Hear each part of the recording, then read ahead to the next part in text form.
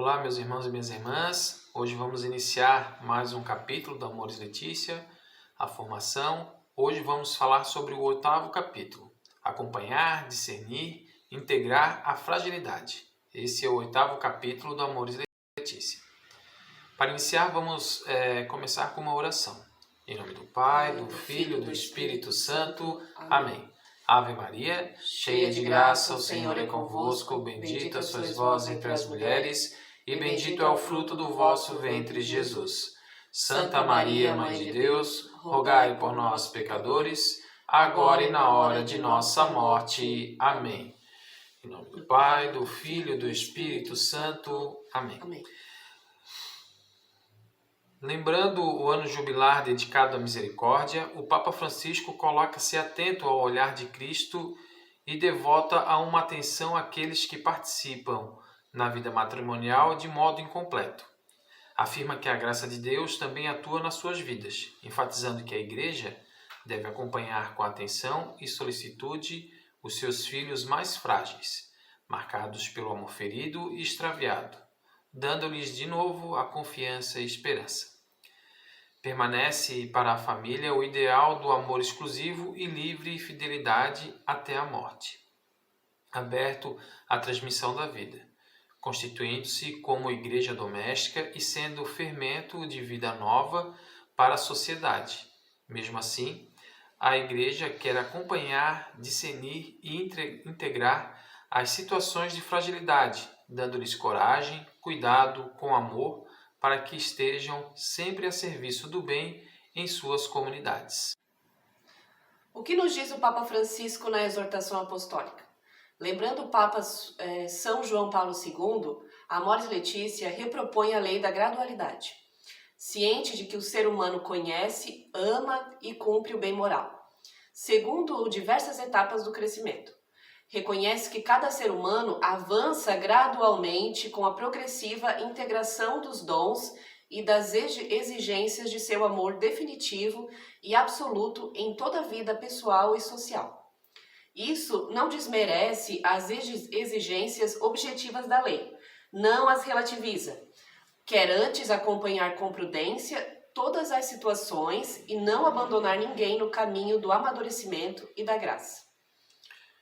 Existem as situações dos matrimônios realizados apenas no civil, ou por vezes de mera conveniência. Muitas dessas situações, após a notável estabilidade, o afeto profundo, a responsabilidade para com a prole e a capacidade de superar as provações, podem evoluir para o sacramento do matrimônio. Acompanham-se as situações sendo capazes de uma pastoral misericordiosa e encorajadora. Suscita-se a confiança no matrimônio, o sentido do sacramento, mantendo-se o diálogo pastoral com as pessoas em cada uma das situações, buscando favorecer a evangelização e o crescimento humano e espiritual. Muitas dessas uniões, de fato, assumiram a mera convivência por rejeição dos valores da família e do matrimônio, ou por preconceitos ou relutância face à união sacramental. Outros, assim o fizeram por miséria material ou ainda por situações culturais adversas. Cabe à Igreja acolher as pessoas em cada uma dessas situações e acompanhá-las com paciência e delicadeza, transformando estes casos em oportunidades de caminho para a plenitude do matrimônio e da família à luz do Evangelho. Diante dessas situações de fragilidade, muitas vezes no passado de nossa história, marginalizamos as pessoas envolvidas. A Igreja repropõe o caminho da misericórdia e a da integração. Não condena eternamente ninguém, e sim derramar a misericórdia de Deus sobre todas as pessoas que a pedem com coração sincero. Na Amores Letícia, o Papa Francisco afirma: temos de evitar juízos que não tenham em conta a complexidade das diversas situações e é necessário estarmos atentos ao modo em que as pessoas vivem e sofrem por causa de sua condição. O que a Igreja quer é integrar a todos, ajudando a cada um a encontrar a sua própria maneira de participar na comunidade eclesial. O Papa Francisco assume a recomendação do Sínodo dos Bispos sobre a família de 2014, sobre o modo de tratar as várias situações chamadas irregulares. Na abordagem pastoral das pessoas que contraíram matrimônio civil, que são divorciadas, novamente casadas, ou que simplesmente convivem. Compete à Igreja revelar-lhes a pedagogia divina da graça nas suas vidas e ajudá-las a alcançar a plenitude do desígnio que Deus tem para elas, sempre possível com a força do Espírito Santo. Diante das diversas situações, proceda-se um discernimento pessoal e pastoral. Mesmo quando se trata dos divorciados que vivem numa nova união, as situações podem ser diferentes. O discernimento dos pastores sempre deve se fazer distinguindo adequadamente com o olhar que discerna bem as situações. Sabemos que não existe receita simples. Vejamos com Amores Letícia aborda o caso dos divorciados que vivem numa nova união. Uma coisa é a segunda união consolidada no tempo, com novos filhos, com fidelidade comprovada, dedicação generosa, compromisso cristão, consciência da irregularidade da situação e grande dificuldade para voltar atrás sem sentir inconsciência que se cairá em novas culpas. A Igreja reconhece a existência de situações em que o homem e a mulher, por motivos sérios, como por exemplo a educação dos filhos, não se pode separar. Há também o caso daqueles que fizeram grande esforço para salvar o primeiro matrimônio e sofreram um abandono injusto. Ou caso daqueles que contraíram uma segunda união em vista da educação dos filhos e às vezes estão subjetivo e confusão que afetam os filhos e as famílias inteiras. Ou a situação de alguém que faltou repetidamente aos seus compromissos familiares. Deve ficar claro que este não é o ideal que o Evangelho propõe para o matrimônio e a família. O Sínodo dos Bispos de 2014 afirma que estes casais devem ser mais integrados na comunidade cristã. Vejam-se para isso as diferentes formas possíveis, evitando toda a ocasião de escândalos.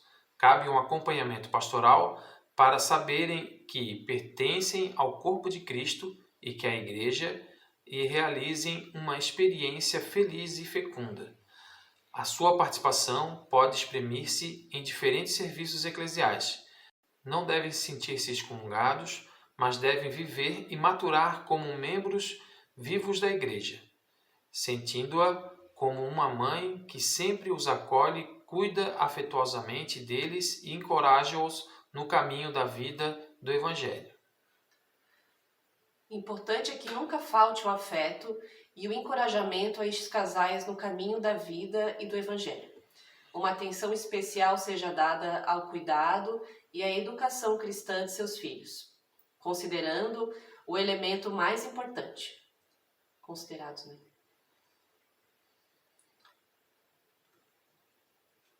Importante que nunca falte o afeto e o encorajamento a esses casais no caminho da vida e do Evangelho. Uma atenção especial deve ser dada ao cuidado e à educação cristã dos filhos, que são considerados o elemento mais importante. O Papa afirma que, devido à variedade inumerável de situações concretas de segunda união, não há uma nova normativa geral de tipo canônico aplicável a todos os casos, já que o grau de responsabilidade não é igual em todos os casos. Cabe acompanhar os casos atentos à doutrina da Igreja e às orientações do bispo local. Cabe, igualmente, uma reflexão de como cada um se comportou na separação acontecida e, em diálogo com o sacerdote em fórum interno, estabelecer um juízo correto sobre a sua situação, sem que isso signifique concessão rápida de exceções ou obtenção de privilégios, e sem que represente a existência de uma moral dupla. A Igreja sabe que é necessário um discernimento especial em algumas situações chamadas irregulares, tendo em conta os condicionamentos e as circunstâncias atenuantes, o que faz com que não seja possível dizer que todos os que estão numa situação chamada irregular vivem em estado de pecado mortal, privados da graça santificante. O Sínodo dos Bispos sobre a Família de 2014 reconheceu que pode haver fatores que limitam a capacidade de decisão. O Catecismo da Igreja Católica é citado a propósito destes fatores ou condicionamentos, onde se lê o seguinte: a imputabilidade e responsabilidade de um ato podem ser diminuídas e até anuladas pela ignorância, a inadvertência, a violência, o medo, os hábitos, as afeições desordenadas e outros fatores psíquicos ou sociais. Há outras circunstâncias que atenuam a responsabilidade moral, nomeadamente a imaturidade afetiva, a força dos hábitos contraídos, o estado de angústia e outros fatores psíquicos e sociais. Decorre disso um juízo negativo sobre uma situação objetiva, não implica um juízo sobre a imputabilidade ou a culpabilidade da pessoa envolvida. Mesmo em meio a condicionamentos diversos, devemos incentivar o amadurecimento da consciência para que esclarecida, amadurecida e formada possa proceder a um discernimento capaz de assumir as suas responsabilidades. Amores Letícia, é claro, ao expor o que é um discernimento prático de uma situação particular, não pode ser levado à categoria de norma. Por outro lado, é verdade que as normas gerais apresentam um bem que nunca se deve ignorar, nem transcurar. Lembra o Papa Francisco que um pastor não pode sentir-se satisfeito apenas aplicando leis morais àqueles que vivem em situações irregulares. Lembra-nos, acrescenta o Papa, de que um pequeno passo no meio de grandes limitações humanas pode ser mais agradável a Deus do que a vida externamente correta de quem transcorre os seus dias sem enfrentar sérias dificuldades. A caridade fraterna é a primeira lei dos cristãos.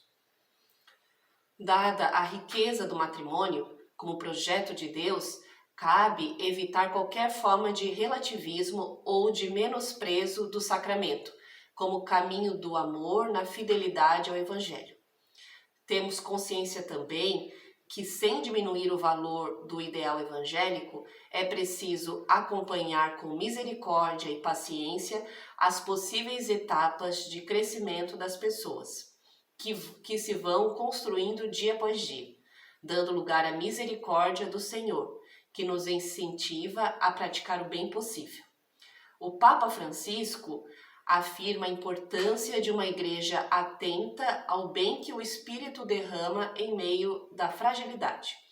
Uma mãe que, ao mesmo tempo que expressa claramente a sua doutrina objetiva, não renuncia ao bem possível, ainda que corra o risco de sujar-se com a lama da estrada. A misericórdia de Deus, presente no coração do Evangelho, é o caminho que a Igreja precisa trilhar para chegar ao coração e à mente de cada pessoa. Ela é chamada a assumir a lógica da compaixão pelas pessoas frágeis e evitar perseguições ou juízos demasiados duros e impacientes. O próprio ensino da teologia moral não deveria deixar de assumir estas considerações. Não basta uma moral fria de escritório. É preciso situar-nos num discernimento pastoral cheio de amor misericordioso que sempre se inclina para compreender, perdoar, acompanhar, esperar e, sobretudo, integrar, vivendo a experiência de abrir o coração àqueles que vivem nas mais várias periferias existenciais.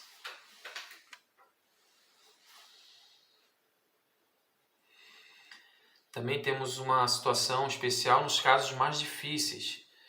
São cada vez mais numerosas em nossos dias as situações especiais na quais se encontram nossas famílias.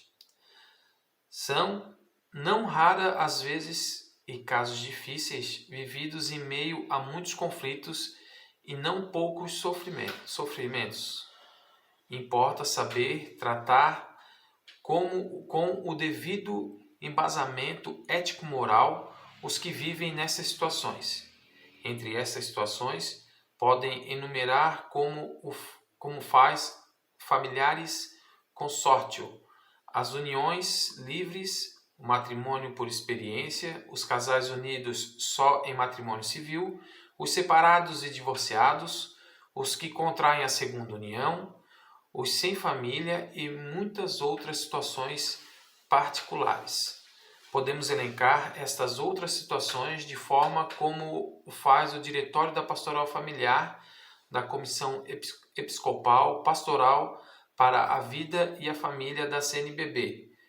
Uniões de fato, separação mantendo a fidelidade ao vínculo conjugal, matrimônio canônico precedido por um divórcio civil, casados na igreja, divorciados civilmente e novamente unidos pelo casamento civil, católicos unidos apenas no civil, crianças e famílias em situações de risco pessoal e social, crianças e adolescentes desprotegidos, abandonados ou em perigo, atenção aos idosos, famílias de imigrantes. O instrumento Labores do Sínodo, realizado em outubro de 2014, acrescenta situações familiares especiais ou difíceis, como as convivências de experimento e as mães solteiras. O acompanhamento pastoral com relação às situações aqui aludidas, queremos apontar algumas linhas gerais e norteadoras do acompanhamento da pastoral, que aí se fazem necessárias. Para isto, se requer um empenho e o cuidado moral e pastoral nos seguintes pontos. Primeiro, vamos conhecer as situações de cada causa concreta, caso por caso, empenhar-se numa ação de esclarecimento paciente, não abandonar por motivo algum os que se encontram em qualquer uma dessas situações. João Paulo II diz-nos que elas não se considerem separadas da igreja. E buscar sempre o que possível aplainar o caminho para a regularização da sua situação. Fazer sempre uma obra de prevenção. Distinguir entre o mal e a pessoa. Ele, Jesus, foi intransigente para com o mal, porém misericordioso para com os homens. Oferecer também às famílias em dificuldades apoio e orientação no diálogo. Aos cônjuges separados, prestar-se apoio e acolhida com especial atenção aos filhos. Distinguir quem é a causa e quem é a vítima. Em cada um dos casos, é bom sempre ter presente que a pessoa é mais que a situação em que ela está envolvida. Distinguir com atenção e perspicácia os que procuram os recursos mal intencionados. Sejam dadas as orientações necessárias para que podem ou devem recorrer aos tribunais eclesiásticos. Na Familiares Consórcio, são apresentados também os chamados casos difíceis da pastoral familiar. Além dos já citados, tratam-se de circunstâncias particulares, tais como as famílias dos imigrantes por motivos de trabalho, as famílias dos que são obrigados a ausências longas, por exemplo, os militares, os marinheiros, os itinerantes de todo tipo, e as famílias dos presos, dos prófugos e também dos exilados, as famílias que vivem praticamente marginalizadas nas grandes cidades, aquelas que não têm casa, as incompletas ou monoparentais, as famílias com filhos deficientes ou drogados, as famílias dos alcoólatras, as famílias que estão desenraizadas do seu ambiente social e cultural ou em risco de perdê-lo, as discriminadas por motivos políticos ou por outras razões, as famílias ideologicamente divididas, as que dificilmente conseguem ter um contato com a paróquia, as que sofrem violência ou tratamento injusto por causa da própria fé, as que se compõem de cônjuges menores ou os idosos, não raramente forçados a viver na solidão e sem os meios adequados de subsistência.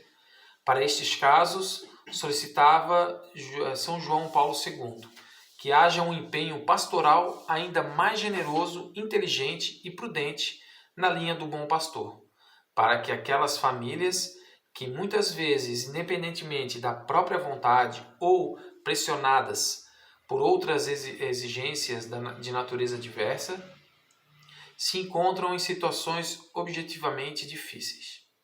A este propósito, é necessário voltar especialmente a atenção para algumas categorias particulares, mais necessitadas não só de assistência, mas de uma ação mais incisiva sobre a opinião pública e, sobretudo, sobre as estruturas culturais, econômicas, jurídicas, a fim de se poderem eliminar ao máximo as causas profundas do seu mal-estar.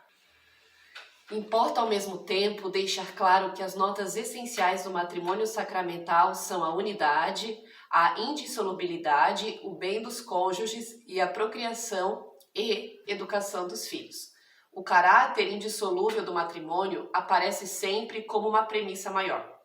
Ao mesmo tempo, busca-se lembrar que a graça sacramental coloca os cônjuges num caminho de santificação e que, portanto, é caminho de crescimento, de aperfeiçoamento gradual, fortificando a unidade indissolúvel. Agora ela traz um outro exemplo de um quadro de instabilidade familiar. Não podemos, é claro, fechar os olhos para a diversidade de situações conjugais e familiares. Hoje em dia, constatamos que a família deixou de ser uma realidade monolítica, dentro do quadro que herdamos de uma família patriarcal e extensa. A nucleação familiar encontra-se reduzida, com uma composição variável, portanto, polifacética. A análise das situações especiais, muitas vezes difíceis, nos faz constatar que, além do fenômeno estrutural, existe o relacional. Constatamos muitas vezes que a família pode estar estruturalmente bem organizada e, no entanto, ser irregular pela desarmonia em suas relações esponsais, familiares, filiais, fraternas, falta de um dos membros. Além disso, damos-nos contas de uma real instabilidade familiar em nossos dias. A instabilidade familiar torna-se mais claramente presente em nosso país à medida que a sociedade se urbaniza. A industrialização avança e uma visão moderna e pós-moderna de indivíduo se impõe. For reforçada pela força dos meios de comunicação social. A própria Revolução Industrial trouxe alterações no núcleo familiar, quer na maneira como se leva a cabo a atividade produtiva, não mais decidida dentro do quadro familiar, quer na transformação das relações sociais antes centradas na grande família. O indivíduo passa a trocar sua energia por um salário que é pessoal. A força da tradição decai. Fatores mais racionais de capacidade, realização e eficácia passam a reger a vida numa sociedade que deixa de ser estática. Esses fatores afetam em cheio o tipo de família patriarcal. De instituição principal, a família passa a uma posição subalterna, face ao econômico capitalizado. A grande indústria passa a tratar como indivíduos e não mais como famílias. Isso vai liberando o indivíduo de suas obrigações, cargas e dependências familiares, o que vale também para as mulheres e os jovens. O trabalho que se dava dentro do grupo familiar extenso, agora passa ao meio não familiar, cujos critérios são igualmente extrafamiliares.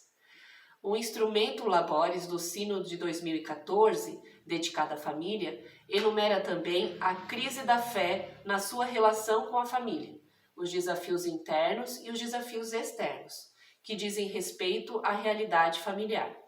Algumas situações difíceis relacionadas com uma cultura do individualismo e com a desconfiança nas relações estáveis. Cabe aqui consultar o próprio documento preparatório do Sínodo. Doutrina da Igreja e atenção às situações especiais e difíceis. Há uma preocupação do magistério da Igreja que é sempre salvaguardar a doutrina da indissolubilidade do sacramento do matrimônio.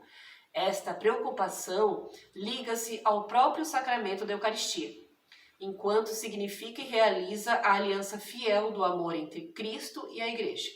Ao mesmo tempo, a Igreja procura caminhos para a prática pastoral e o acompanhamento moral para que esses casais participem da vivência comunitária da fé.